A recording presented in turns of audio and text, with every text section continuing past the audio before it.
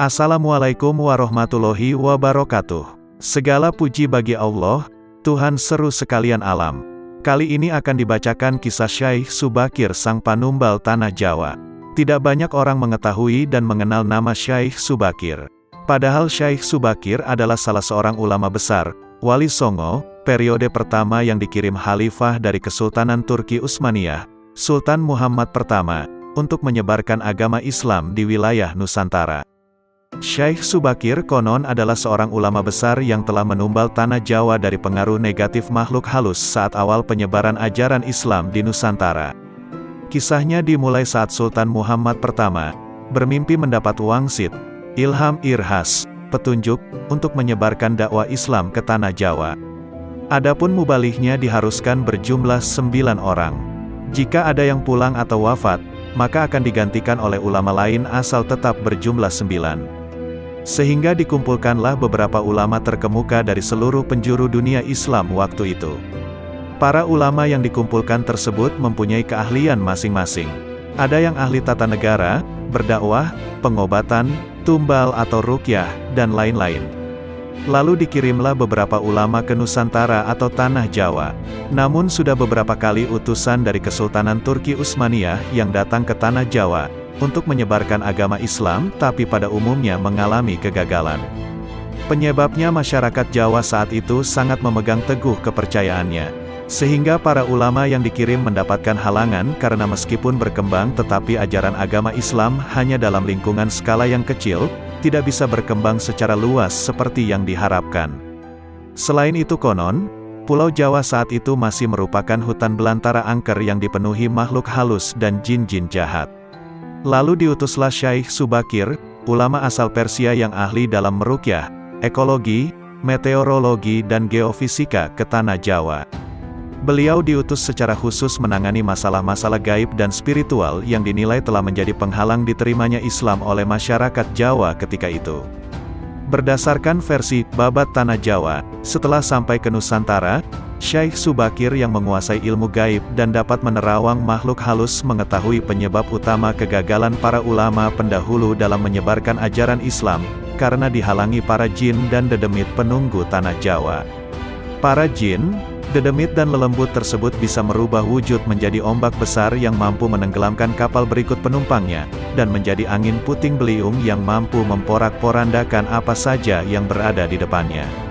Selain itu, para jin kafir dan bangsa lelembut tersebut juga bisa berubah wujud menjadi hewan buas, siluman, yang mencelakakan para ulama pendahulu tersebut. Untuk mengatasi hal tersebut, konon Syaikh Subakir sudah membawakan batu hitam dari Arab yang telah dirajah. Lalu batu dengan nama Raja Aji Kolocokro, versi Jawa, tersebut dipasang di tengah-tengah tanah Jawa yaitu di puncak Gunung Tidar, Magelang.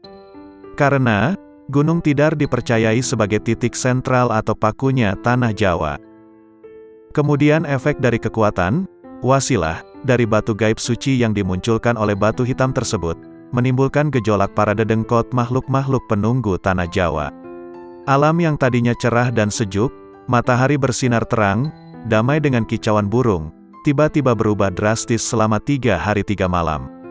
Cuaca mendung dan gelap, angin bergerak cepat, kilat menyambar-nyambar menimbulkan hujan api. Gunung-gunung bergemuruh tiada henti, lelembut, setan, siluman, lari menyelamatkan diri. Jin dan peri, banaspati, kuntilanak, jailangkung, semua hanyut dalam air karena tak kuat menahan panasnya pancaran batu hitam tersebut. Makhluk halus yang masih hidup pun mengungsi ke lautan. Sebagian jin yang lain ada yang mati akibat hawa panas dari tumbal yang dipasang Syaikh Subakir tersebut. Melihat hal itu, konon Sabdo Palon, raja bangsa jin yang telah 9.000 tahun bersemayam di puncak Gunung Tidar, terusik dan keluar mencari penyebab timbulnya hawa panas bagi bangsa jin dan lelembut tersebut. Sabdo Palon lalu berhadapan dengan Syaikh Subakir. Sabdo Palon lalu menanyakan maksud pemasangan batu hitam tersebut. Sang ulama menyatakan, maksud dia, menancapkan batu hitam itu untuk mengusir bangsa jin dan lelembut yang mengganggu upaya penyebaran ajaran Islam di tanah Jawa oleh para ulama utusan Khalifah Turki Utsmaniyah. Setelah terjadi perdebatan, mereka segera mengadu kesaktian. Konon pertempuran antara keduanya terjadi selama 40 hari 40 malam, hingga Sabdo Palon yang juga dikenal sebagai Ki Semar Bodronoyo Sang Danyang Tanah Jawa ini, merasa kewalahan dan menawarkan perundingan. Sabdo Palon mensyaratkan beberapa poin dalam upaya penyebaran Islam di Tanah Jawa.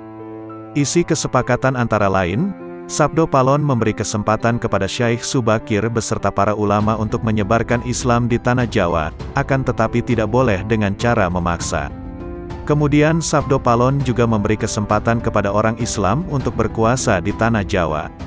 Raja-raja Islam, namun dengan catatan, para raja Islam itu silahkan berkuasa, namun jangan sampai meninggalkan adat istiadat dan budaya yang ada. Silahkan kembangkan ajaran Islam sesuai dengan kitab yang diakuinya, tetapi biarlah adat dan budaya berkembang sedemikian rupa.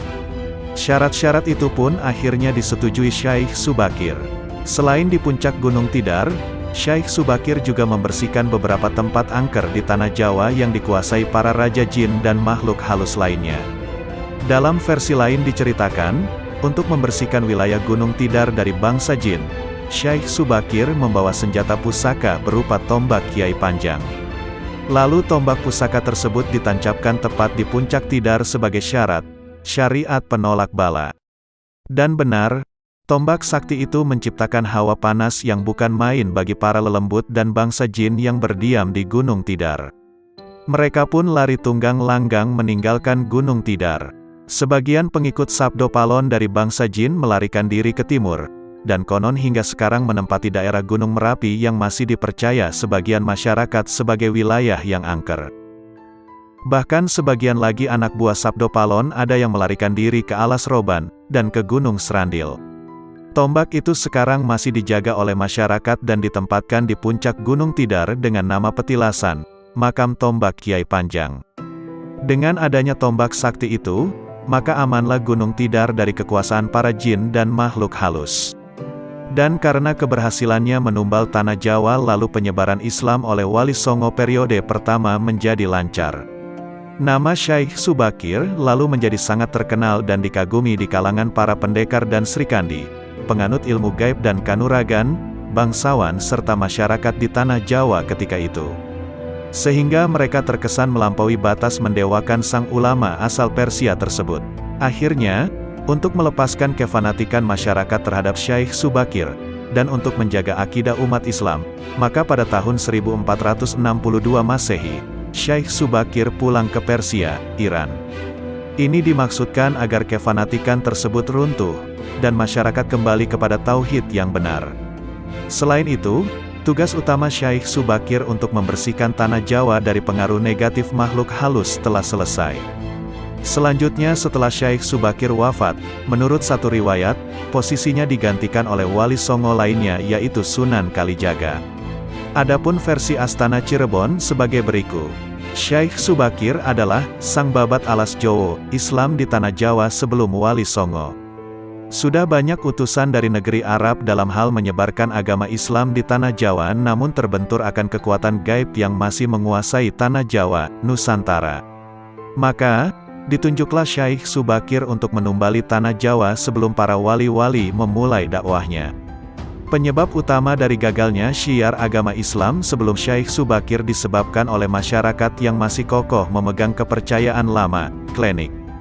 Dalam artian, bahwa masih banyak makhluk yang menghuni dan mempengaruhi masyarakat Jawa untuk menyembah pepohonan, batu besar, atau hal-hal yang menyeru kepada kemusyrikan. Disitulah Syekh Subakir berperan menghilangkan gangguan jin dan setan tersebut menggunakan batu hitam yang dipasang Syekh Subakir di bagian-bagian Nusantara. Untuk Tanah Jawa sendiri diletakkan di tengah-tengahnya Pulau Jawa, yaitu di Gunung Tidar. Setelah semua dipasang, efek dari kekuatan gaib batu hitam tersebut menimbulkan gejolak besar yang membuat jin dan setan mengamuk. Kemudian, Syekh Subakir meredamnya dengan berdialog bersama mereka. Walaupun kamu mampu meredam amukan kami dan kamu dapat mengembangkan agama Islam di Tanah Jawa, tetapi kodratullah tetap masih berlaku atasku, kata setan. Apa yang kamu maksud? Jawab Syekh Subakir. Aku masih dibolehkan untuk menggoda manusia, termasuk orang-orang Islam yang imannya masih lemah, pungkasnya. Atas dasar itulah beliau dikenal sebagai wali Allah yang menaklukkan jin dan makhluk halus di Gunung Tidar sehingga para makhluk halus tersebut berpindah ke pantai selatan, tempat Nyai Roro Kidul. Setelah berhasil menaklukkan para jin-jin dan makhluk halus, Syekh Subakir kembali ke tanah asalnya di Rom, Baghdad. Dan tidaklah salah bila kemudian, Gunung Tidar dikenal dengan sebutan Paku Tanah Jawa. Pada puncak Gunung Tidar, ada lapangan yang cukup luas dan terdapat tugu dengan simbol huruf Sa. Menurut penuturan juru kunci, Sa bermakna, siapa salah seleh, siapa salah ketahuan salahnya. Tugu inilah yang dipercaya sebagian orang sebagai pakunya Tanah Jawa, yang membuat Tanah Jawa tetap tenang dan aman.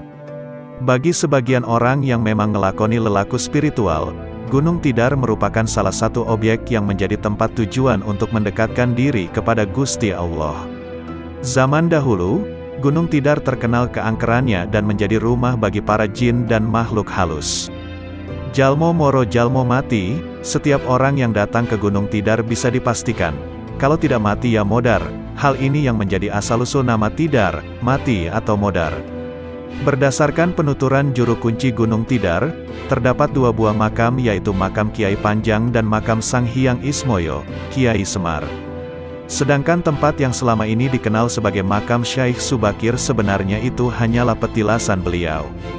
Pada tahap berikutnya, kedudukan Syekh Subakir, Sang Babat Tanah Jawa, sebagai salah satu wali songo, digantikan oleh Sunan Kalijaga yang banyak disebut-sebut pimpinan para wali di Tanah Jawa, karena kekeramatannya yang begitu melegenda.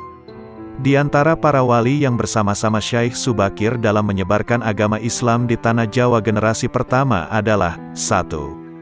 Maulana Malik Ibrahim, Turki, ahli mengatur negara. 2. Maulana Ishak, Samarkand, Rusia Selatan, ahli bidang pengobatan. 3.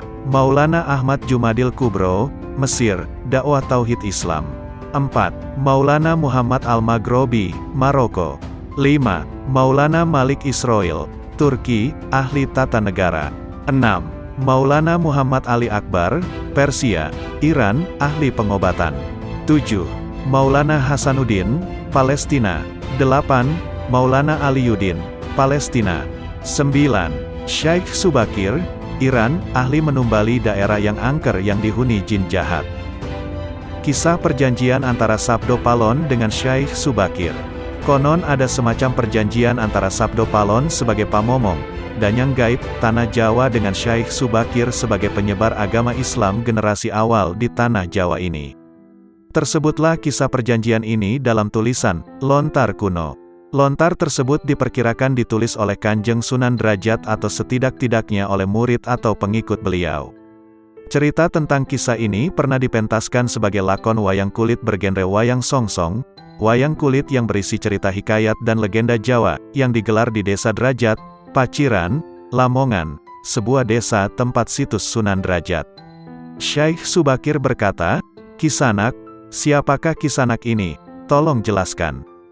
Sabdo Palon menjawab, "Aku ini Sabdo Palon, pamomong, penggembala Tanah Jawa sejak zaman dahulu kala. Bahkan sejak zaman kadewataan, atau para dewa, akulah pamomong para kesatria leluhur. Dulu aku dikenali sebagai Sang Hyang Ismoyo Jati, lalu dikenal sebagai Ki Lurah Semar Bodronoyo dan sekarang zaman Majapahit ini namaku dikenal sebagai Sabdo Palon." Oh, berarti Kisanak ini adalah Danyang, penguasa Tanah Jawa ini. "Perkenalkan Kisanak, namaku adalah Syekh Subakir, berasal dari Tanah Syam Persia," kata Syekh Subakir. Sabdo Palon berkata, "Ada hajat apa gerangan Jengandiko, Anda, rawuh, datang di Tanah Jawa ini?" "Saya diutus oleh Sultan Muhammad yang bertahta di negeri Istanbul untuk datang ke Tanah Jawa ini." "Saya tidaklah datang sendiri, kami datang dengan beberapa kawan yang sama-sama diutus oleh Baginda Sultan," jawab Syekh Subakir. "Ceritakanlah selengkapnya Kisanak, supaya aku tahu duduk permasalahannya," ungkap Sabdo Palon. "Baiklah, pada suatu malam, Baginda Sultan Muhammad bermimpi menerima wisik, atau ilham. Wisik dari Hyang Akaryo Jagat, Gusti Allah Zat yang Maha Suci lagi Maha Luhur. Diperintahkan untuk mengutus beberapa orang alim, ahli ilmu, ke Tanah Jawa ini. Yang dimaksud orang alim ini adalah sebangsa pendeta, brahmana, dan resi di tanah Hindu. Pada bahasa kami disebut ulama, jawab Syaikh Subakir. Jadi Jengandiko ini termasuk ulama itu tadi? Tanya Sabdo Palon. Iya, saya salah satu dari utusan yang dikirim Baginda Sultan. Adapun tujuan kami dikirim kemari adalah untuk menyebarkan wawara suci, ajaran suci, amedar agama suci, yaitu Islam, kata Syaikh Subakir. Bukankah Kisanak tahu bahwa di tanah Jawa ini sudah ada agama yang berkembang yaitu Hindu dan Buddha yang berasal dari tanah Hindu? Lalu buat apa lagi Kisanak menambah dengan agama yang baru lagi, kata Sabdo Palon. Syaikh Subakir menjawab, biarkan kawulo dasih, atau rakyat, yang memilih keyakinannya sendiri. Bukankah Kisanak sendiri sebagai danyangnya tanah Jawa lebih paham bahwa sebelum agama Hindu dan Buddha masuk ke Jawa ini, di sini pun sudah ada kapitayan, kepercayaan. Kapitayan atau ajaran asli tanah Jawa yang berupa ajaran Budi. Sabdo Palon berkata, ya, rupanya Kisanak sudah menyelidiki kawulo Jowo di sini. Memang di sini sejak zaman sebelum ada agama Hindu dan Buddha, sudah ada kapitayan asli. Kapitayan adalah kepercayaan yang hidup dan berkembang pada anak cucu di Nusantara ini. Jika berkenan, tolong ceritakan bagaimana kapitayan yang ada di tanah Jawa ini, ungkap Syaikh Subakir. Secara ringkas kepercayaan Jawa sejak dulu itu begini. Manusia Jawa sejak dari zaman para leluhur dahulu kala, meyakini ada Sang Maha Kuasa yang bersifat tan keno kinoyo ngopo, tidak bisa digambarkan bagaimana keadaannya. Dialah pencipta segala-galanya, Bawono Agung dan Bawono Alit, jagat besar dan jagat kecil, alam semesta dan alam manusia. Orang Jawa meyakini bahwa Dia yang Maha Kuasa ini dekat, juga dekat dengan manusia. Dia juga diyakini berperilaku sangat welas asih. Dia juga diyakini meliputi segala sesuatu yang ada. Karena itu masyarakat Jawa sangat menghormati alam sekelilingnya. Karena bagi mereka semuanya mempunyai sukma. Sukma ini adalah sebagai wakil dari Dia yang Maha Kuasa itu. Jika masyarakat Jawa melakukan pemujaan kepada Sang Pencipta, mereka lambangkan dengan tempat yang suwung. Suwung itu kosong namun sejatinya bukan kosong, namun berisi Sang Maha Ada. Karena itu tempat pemujaan orang Jawa disebut Sanggar Pamujan. Di salah satu bagiannya dibuatlah sentong kosong, tempat atau kamar kosong, untuk arah pemujaan. Karena diyakini bahwa di mana ada tempat suwung di situ ada yang Maha Ada dan yang Maha Berkuasa, jelas Sabdo Palon. Syaikh Subakir berkata, nah itulah juga yang menjadi ajaran agama yang kami bawa. Untuk memberi ageman, pegangan atau pakaian, yang menegaskan itu semua. Bahwa sejatinya di balik semua yang maujud ini ada Sang Wujud Tunggal yang menjadi pencipta, pengatur dan pengayom alam semesta. Wujud Tunggal ini dalam bahasa Arab disebut Al-Ahad. Dia maha dekat kepada manusia, bahkan lebih dekat Dia daripada urat leher manusianya sendiri. Ajaran agama kami menekankan budi pekerti yang agung, yaitu menebarkan welas asih kepada alam gumebyar, kepada sesama titah atau makhluk. Lihatlah Sang Danyang, betapa sudah rusaknya tatanan masyarakat Majapahit sekarang. Bekas-bekas perang saudara masih membara. Rakyat kelaparan, perampokan dan penindasan ada di mana-mana. Ini harus diperbaharui budi pekertinya. Sabdo Palon berkata, aku juga sedih sebenarnya memikirkan rakyatku. Tatanan sudah bubrah. Para pejabat negara sudah lupa akan dharmanya. Mereka saling sikut untuk merebutkan jabatan dan kemewahan duniawi. Para pandito juga sudah tak mampu berbuat banyak. Orang kecil salang tunjang, bersusah payah, mencari pegangan. Zaman benar-benar zaman edan. Karena itulah mungkin Sang Mahajawata Agung menyuruh Sultan Muhammad Turki untuk mengutus kami ke sini.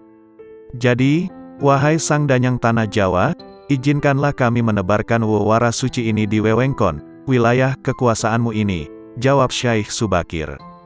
Baiklah jika begitu. Tapi dengan syarat-syarat yang harus kalian patuhi, jawab Sabdo Palon. Syukurlah jika diizinkan secara baik-baik, karena jikapun tidak, kami tetap akan mewedarkan ajaran ini. Kalau begitu apa yang menjadi syaratnya itu wahai Sang Danyang Tanah Jawa, kata Syaikh Subakir. Sabdo Palon berkata, pertama, jangan ada pemaksaan agama, dharma atau kepercayaan. Kedua, Jika hendak membuat bangunan tempat pemujaan atau ngibadah, buatlah yang wangun. Bangunan, luarnya nampak cakrak atau gaya Hindu Jawa walau isi dalamannya Islam. Ketiga, jika mendirikan kerajaan Islam maka ratu yang pertama harus dari anak campuran. Maksud campuran adalah jika bapaknya Hindu maka ibunya Islam. Jika bapaknya Islam maka ibunya harus Hindu. Keempat, jangan jadikan wong Jowo berubah menjadi orang Arab atau Parsi. Biarkan mereka tetap menjadi orang Jawa dengan kebudayaan Jawa walau agamanya Islam. Karena agama setahu saya adalah Dharma, yaitu lelaku hidup atau budi pekerti. Hati-hati jika sampai orang Jawa hilang Jawanya, hilang kepribadiannya, hilang budi pekertinya yang adiluhung, maka aku akan datang lagi. Ingat itu, 500 tahun lagi jika syarat-syarat ini sudah terabaikan, maka aku akan muncul dengan membuat goro-goro. Syekh Subakir berkata, baiklah jika memang begitu. Syarat pertama sampai keempat aku setujui. Namun khusus syarat keempat, betapapun aku dengan kawan-kawan akan tetap menghormati dan melestarikan budaya Jawa yang adiluhung ini. Namun jika suatu saat kelak karena perkembangan zaman dan ada perubahan, maka tentu itu bukan dalam kuasaku lagi, biarlah Gusti Kang Akaryo Jagat yang menentukannya. Memang susah untuk mengetahui keadaan, asal-usul atau gambaran kondisi sebuah masyarakat nan jauh ke masa lalu. Semakin jauh masa itu, semakin gelap gambarannya. Namun, upaya-upaya ahli sejarah dan lainnya untuk menguaknya patut dihargai. Paling tidak, ada sedikit gambaran yang mungkin bisa kita lihat, meski tidak sepenuhnya benar 100%. Beberapa naskah yang beredar mencoba menggambarkan hal itu. Seperti dalam serat jangka Syekh Subakir. Sudah 9.000 tahun, ya, saya Semar, sudah ada di pulau ini, Jawa, di pedusunan di Gunung Tidar, tapi baru 1000 tahun berjalan. Di sini, Syekh Subakir heran mendengarnya, engkau ini makhluk apa? Apa benar manusia? Kok usianya luar biasa? Demikian perkenalan Semar dengan Syekh Subakir. Selama ribuan tahun itu Semar bertapa di Gunung Merbabu dan tidak mengetahui keadaan manusia di Jawa. Gambaran tentang kondisi Pulau Jawa juga digambarkan dalam serat tersebut penuh dihuni oleh demit, jin, genderuwo, bekasaan, dan sejenisnya. Bahkan beberapa utusan dari negeri Rum sebelum Syekh Subakir dimakan demit, binadok demit. Dari serat ini, ditegaskan bahwa Raja Rum mendapat petunjuk untuk mengisi Pulau Jawa, jeung Sultan Rum Kang Winarni, angsal sasmitaning sukma, dinawuhan angiseni, manungso pilo Jawi. Syekh Subakir mengambil orang-orang keling untuk dibawa mengisi Pulau Jawa, sebanyak 2 laksa, 20.000 keluarga. Dari serat ini, maka yang mengisi, menjadi penghuni Pulau Jawa, adalah dari bangsa keling, yang dibawa oleh Syekh Subakir. Padahal dalam naskah itu pula, Semar adalah manusia. Sang Hyang Semar lon wuwusnya, Gi Sumangga Karso Aji, Sajatin Gi Kawula, lan kiraka tiang Jawi, ing kina prapteng mangkin, kawak dapla inggi ulun, wong Jawa kunamula, saderenga dika prapti, kula manggen marbabu pucak haldaka. Namun, selama bertapa ribuan tahun itu pula Pulau Jawa sudah berubah isinya. Bukan manusia seperti Semar, tetapi sudah dikuasai oleh para demit. Dalam versi serat jangka Tanah Jawi gambarannya tidak beda jauh dengan serat jangak Syekh Subakir, yaitu pertemuan antara Semar dengan Syekh Subakir ketika memberi tumbal, mengusir para dedemit yang menguasai Tanah Jawa. Dalam serat ini ada dialog yang sebenarnya adalah bantahan anggapan bahwa Tanah Jawa belum dihuni oleh manusia, hanya oleh bangsa jin dan demit. Syekh Subakir berkata, sebenarnya di Tanah Jawa, belum ada manusia, masih berupa hutan. Hyang Semar menjawab dengan lembut, hamba ini sebenarnya, di masa lalu, sebelum kedatangan Tuan, hamba berdua, Semar dan Togok, ini penghuni Jawa yang bertempat di Gunung Merbabu. Namun, dalam serat ini Semar sendiri menjelaskan bahwa dia bukan manusia, tetapi keturunan dewa, Sang Yang Tunggal atau Manikmaya. Agak sedikit berbeda memang dengan serat jangka Syekh Subakir. Namun pada intinya bahwa Semar dan Togok di masa lalu adalah penghuni Pulau Jawa. Apakah hanya mereka berdua? Tentu ini bisa disinkronkan dengan sumber-sumber lain, misalnya Babat Demak Pesisiran yang menerangkan silsilah orang tua Sang Hyang Tunggal adalah Sang Yang Menang. putra dari Sang Yang Wening, putra dari Sang Yang Nurasa, putra dari Sang Yang Nur Cahyo atau Sayyid Anwar, putra dari Nabi Sis. Dalam versi lain, Sang Yang Wening dan Menang adalah satu pribadi. Dalam serat Jangka Tanah Jawi, Semar adalah keturunan dari Nabi Sis, jika digabungkan babat Demak Pesisiran, karena anak dari Sang Yang Tunggal. Namun, dalam babat Demak Pesisiran, nama Semar tidak muncul sebagai anak Sang Yang Tunggal. Disinilah letak gelapnya lagi, Semar di satu sisi mengaku anak Sang Yang Tunggal, namun dalam babat Demak Pesisiran, tidak masuk. Demikian pula dalam babat Tanah Jawa, Semar dan Togok itu menjadi penderek Raden Palasara yang merupakan keturunan dari Sayyid Anwar. Dalam babat Tanah Jawa, Palasara merupakan cikal bakal leluhur Jawa, di mana kemudian, Kurawa, Pandawa adalah bagian dari keturunannya. Ini menjadi terbalik, bahwa kisah Mahabharata itu mulanya dari Jawa. Dalam serat babat Demak Pesisiran, Nabi Ibrahim itu berbeda dengan Batara Brahma. Nabi Ibrahim berada pada garis silsilah Sayyid Anwas, saudara Sayyid Anwar. Batara Brahma adalah keturunan dari Sayyid Anwar. Masa-masa gelap ini memang memunculkan banyak versi mengenai leluhur Jawa. Buku lain, yaitu Sejarah Kawitane Wong Jawalan Wong Kanung menggambarkan pertama zaman Jamajuja.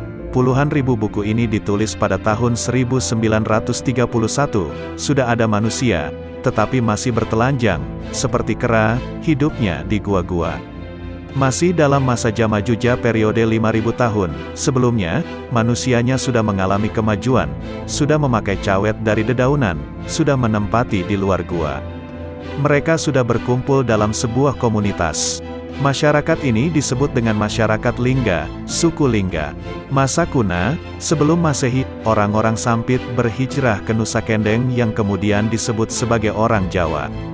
Kata Jawa sendiri dirujukkan pada sebutan banteng yang gemati, penuh perhatian terhadap anaknya. Sebab banteng perempuan disebut Jawi, yang gemati, kemudian disebut Jawa. Orang-orang Sampit yang mengungsi ke Jawa ini kemudian membuat pertanda awal sebagai orang Jawa, yaitu 230 tahun sebelum Masehi, bukan Saka. Tahun itu disebut tahun Hawuning, pengingat. Tokoh pimpinan rombongan Eksodus ini namanya Hi Sengdang, yang kelak kemudian disebut Dang Hyang, Danyang. Mereka berasal dari Sampit yang keturunan dari suku Hainan. Dari catatan ini, maka orang Jawa, dalam pengertian pendatang baru yang gemati, mau menghormati orang Lingga adalah 230 sebelum Masehi. Namun penduduk Jawa asli, suku Lingga kemudian bercampur dan kelak memenuhi Jawa. Dengan demikian, mulainya peradaban Jawa itu 230 sebelum Masehi. Karena adanya kebudayaan Hainan yang dibawa, sementara suku Lingga yang masih tertinggal, hidup di gua, hutan dan bergantung pada alam, belum disebut sebagai orang Jawa. Ini tentu berbeda dengan versi serat Jangka Syaikh Subakir dan serat Jangka Tanah Jawi. Jika kita lihat kedatangan Syaikh Subakir di Tanah Jawa dari sumber lain, sekitar tahun 1404. Jika berasumsi bahwa sebelum tahun itu Tanah Jawa tak ada manusianya, maka akan muncul banyak persoalan lagi, bagaimana dengan kerajaan Singasari, Kediri dan lainnya yang sebelumnya ada. Tentu membaca serat Jangka Syaikh Subakir dan serat Jangka Tanah Jawi ini tidak bisa sejelentre ini. Mungkin butuh analisis simbol, semiotik, hermeneutik, dan lain sebagainya agar mendapat pemahaman yang lebih luas. Sebab serat Jangka itu pesan besarnya adalah mengenai prediksi masa depan Jawa dalam periodisasi tertentu, bukan membahas asal-usul bangsa Jawa. Jadi masih terbuka lebar untuk penelitian yang lebih jauh dan mendalam siapa sebenarnya leluhur orang Jawa di masa lampau sekali. Tentu tidak akan ditemukan jawaban tunggal, sebab sebuah masyarakat terdiri dari berbagai unsur, keluarga dan sebagainya, maka akan dimungkinkan banyak versi.